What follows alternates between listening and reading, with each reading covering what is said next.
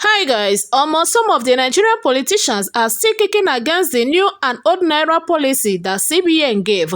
But CBN don't talk say they stand with their policy gidigba without going back. Guys, I don't know how this policy is affecting these politicians that makes them to be crying up and down. Guys, these are some politicians that seized COVID-19 palliative without thinking about a common man in the street of Nigeria. Guys, watch this video and hear what Rufai and his colleague has to say, and don't forget to share your thoughts with us. There are CSOs, civil society organizations, 472 of them, who came out yesterday and protested against politicians.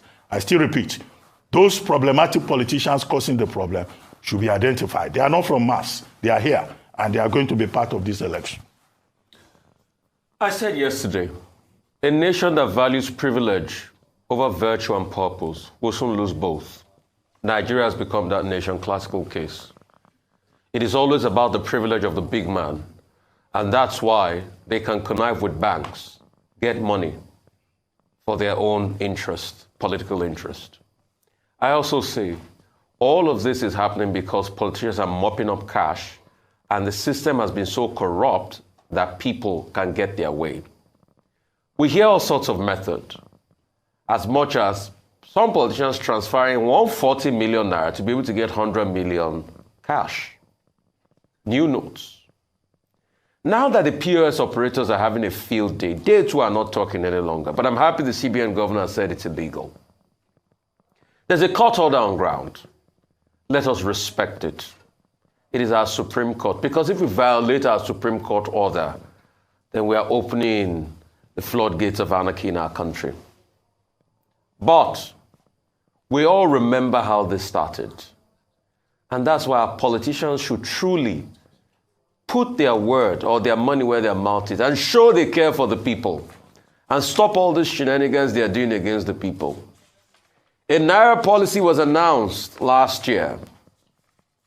A couple of months after the Naira policy was announced, at first they said the CBN governor was charged for terrorism, should be charged for terrorism.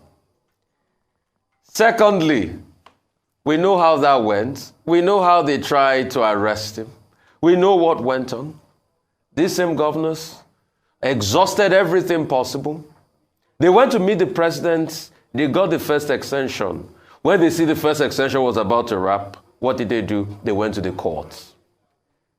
They reneged against and this was after they went to meet the president, but the president said, give me 7 days. So they disrespected the man because they wanted to get their way. So they got their way with the courts. Now they've had many join the suits. We'll see what the Supreme Court will rule. We need to respect the rule of law. But the politicians should remember that they are no gods. And Dr. Abati, the answer to your question, in this country where we have amplified politicians so much that they trump the order of things, if any key politician is named, wouldn't his surrogate say it's a political witch hunt? We all see the case of some that are even going to address certain security agencies. How some people have spun that story based on what they said. A nation that values privilege over purpose and virtue will soon lose both. Nigeria is losing it, and we must stand tall for this nation.